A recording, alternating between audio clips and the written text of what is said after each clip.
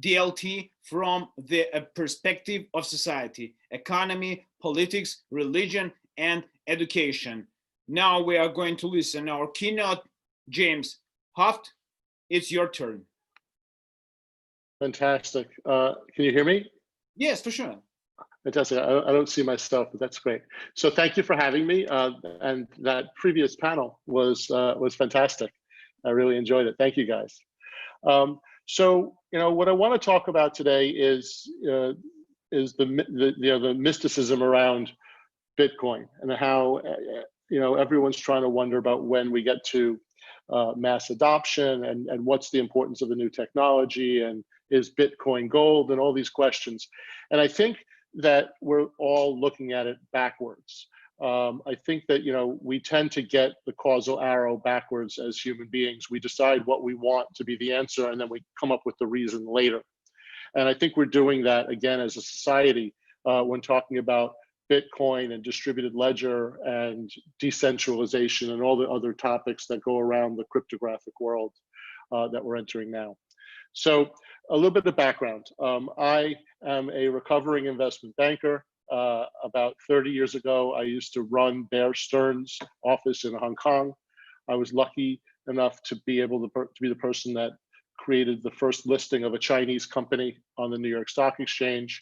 And for 15 years was in Asia, Latin America, and Russia, working on liquidity strategies, helping international companies bring their greenfield emerging market ideas to the global markets to reach liquidity. And what I learned was a bunch of things that were interesting. One of them was that the only thing that matters is liquidity, that people value liquidity and a story over fundamentals, and that in the long run, those assets and those ideas which are liquid and can move and can be bought and sold tend to be the ones that are the most valuable. The other thing I learned was that people want to communicate, that recent history fits with with long-term history, and that there's never been a form of communication that's been introduced to mankind that hasn't been absorbed and accelerated and performed way beyond the initial imagination of the first people that came up with the idea. I mean, like cave paintings, all the way through the printing press. When they first had a printing press, everyone said, "What do we need a printing press for? We have enough priests, and the only thing you need to print is the Bible." And we know where that went. The telephone, nobody understood why we needed a telephone. IBM decided that personal computers weren't going to be a thing, so they gave up on them. And cell phones, everyone said, who needs a cell phone except your fancy uncle who's a salesman, because the cell phone takes up the size of your car. Digital commerce, no one's ever going to put your credit card on the internet. Who would ever do commerce on the internet? And I think Amazon pretty much showed us wrong. And now that we've entered into this new phase of cryptographic information, where information and value have been created in a way that are now equal, and where you can now transmit information and transmit value simultaneously with no friction in ways that are anonymous and secure, all of a sudden, this is going to become the new way to communicate. If you add to that the concept that value and money is actually the ultimate form of the expression of your free will and of your speech, and you believe that people globally want to have the right to free speech, then you'll understand that if I have the way that I spend my money is the ultimate indication of my free will. Because when you spend your money, you're showing exactly what you think and who you want to deal with. And what's happening now that Pandora's box is opening, all of a sudden I can do business with a guy in Russia or a guy in China without regard to what the government's telling us, and without need for a third party to tell me whether my transaction is secure or proper. I'm able to actually focus on my free will and what I desire to do, and to then go and execute that securely with peace. And I think that form of communication is going to be undeniably attractive to humankind, and we're going to start to see that governments have issue with how you hold your money and how you transact your money, because the way governments control your activity is to incentivize you and punish you through currency, through taxation, and through incentives. And so as we move towards these new forms of communication, you're going to find that we can express ourselves and start to avoid the controls and the parameters that are artificially being put upon us by centralized authorities, which right now those include governments, religions, educational systems, societal norms, where you can start to choose your own as opposed to those that are being pushed upon you. And I think that's the value for these for cryptography and for the digital currencies, and most importantly for distributed ledger, which enables us to have secure, faster, more robust communications in ways that are autonomous and enable us to exhibit our free will without being controlled by the norms of others. And many times, as I said earlier, we look at the causal hour backwards. We think it's the technology that's creating the opportunity, but it's not. It's really the people. If you look through time, the needs and activities of people haven't really changed, even since the days of the caveman and the Romans. People need to eat. They need self-actualization. They need community. They need reinforcement. And so those things now, we're starting to realize that the institutions that we depend upon and that we've created as a human community globally are starting to fail us. And it doesn't really matter who you're going to vote for or which political party you're part of globally or which country you're in.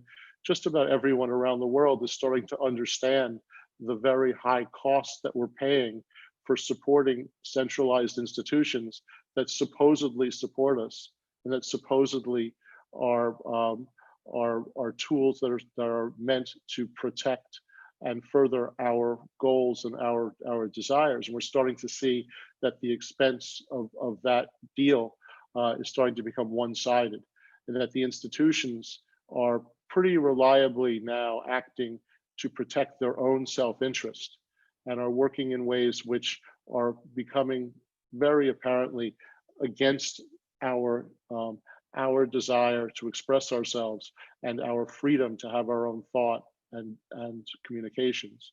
And so what's happening is it's not that Bitcoin or blockchain or distributed ledger are causing the change. What's happening is humanity wants these changes, that we want to talk to each other individually.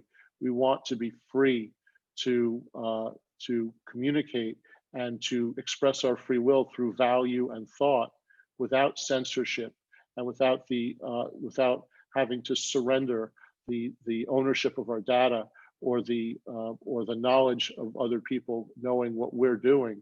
And so what's happening is that people are moving towards decentralization and peer-to-peer communications.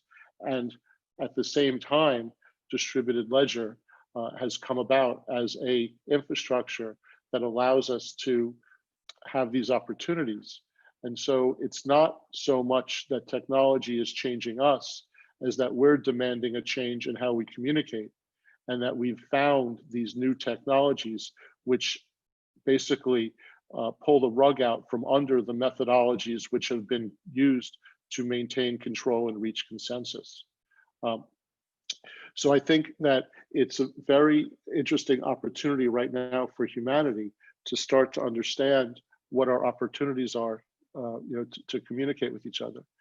And if we put that into context of what's happening today with COVID-19, it's very interesting because it's pretty obvious to almost everyone, no matter what side of the political spectrum you're on, that the systems are not working, that the way that we're trying to help each other are being misdirected by third parties' desire for control and to maintain the current economic and political and social realities. If you listen to the U.S. government talking about that we have to get back to normal, as if everybody was happy previously, and that it's really important to figure out where we are now and then move back immediately to where we were, December. I'm not sure that's really where everyone's mind really is at, and that this might be a big opportunity now for us to start to understand what a new reality could look like,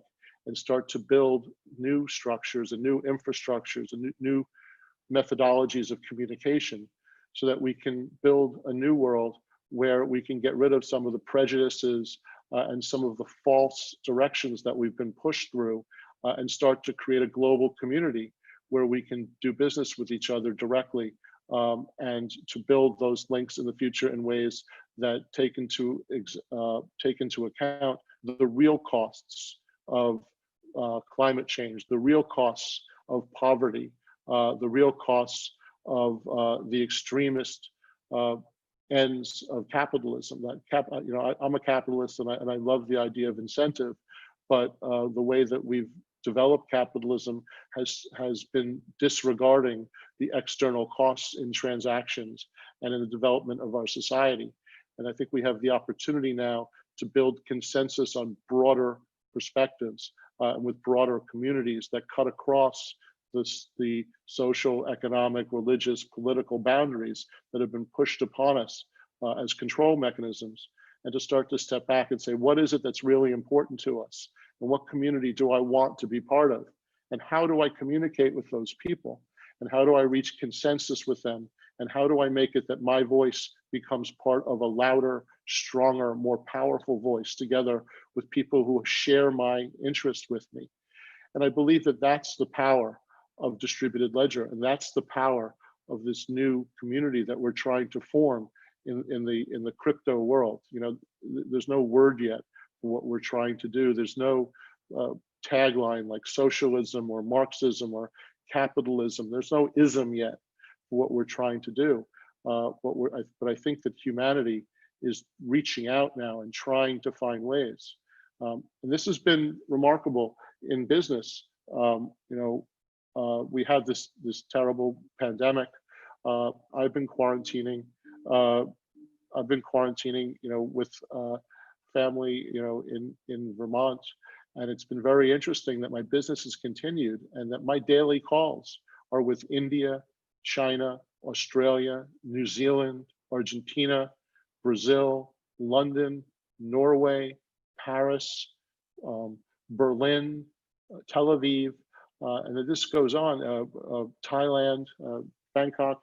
So it's been really interesting where I went into the quarantine thinking about what the changes were going to be. And the truth is that I'm probably more active now than I was previously. And that, we're on our conferences have moved to these global peer-to-peer relationships through Zoom and through virtual reality. And so we're starting to see the ability now to form these bridges. And so we take a terrible event like the pandemic, it's actually an opportunity for us as humanity to form communities and to form these communications. So I think that what is important is, as we sit here and we think about mass adoption and we think about what does all this mean to us, I think it's important to go back to ourselves as humans and think about what we're trying to achieve and what the opportunity is for us, to do right now.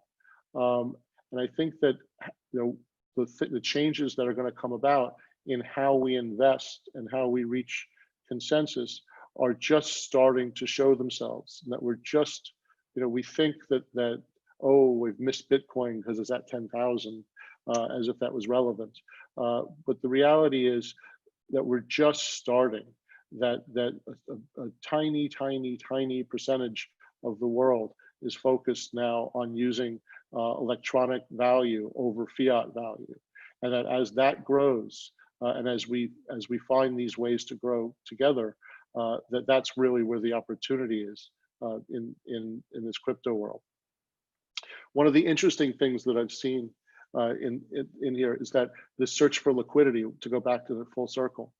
And what I've realized is that, security tokens, which everyone focuses on as part of the process, is a really interesting concept. And all securities will be digitized, I believe. And my background has been digital securities, and creating liquidity globally.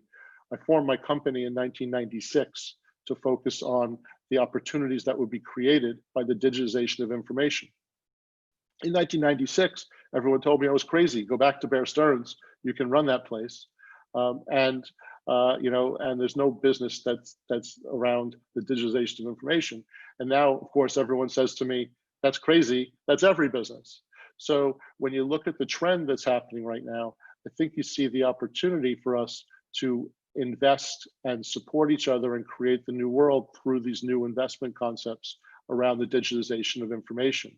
But when you talk about security tokens, I think what you realize is that that's trying to fit the new world into the old construct. And that's exactly what I was talking about previously, about the idea of centralized authority trying to maintain their position.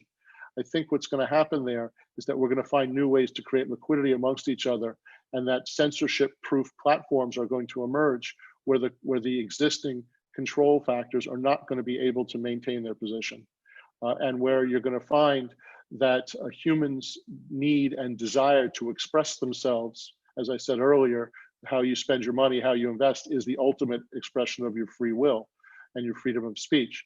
And that people are going to start to express that in ways which don't fit in the old construct. And when you start to have these censorship-proof platforms, you're going to realize that these security tokens are not going to come as a thing, and that if the governments wanted security tokens, they would already exist. And people don't want to accept the fact that the controlling regulators don't want these security tokens. They don't want this construct. They don't understand it. What they want is to absorb the best parts of it, but have the rest behave in the ways that represent the existing modality for investment and for control and taxation. And I think that undermines the whole point of this new desire of communities to invest and communicate with each other. So thank you, James. Yes, it's really interesting thoughts. Yes,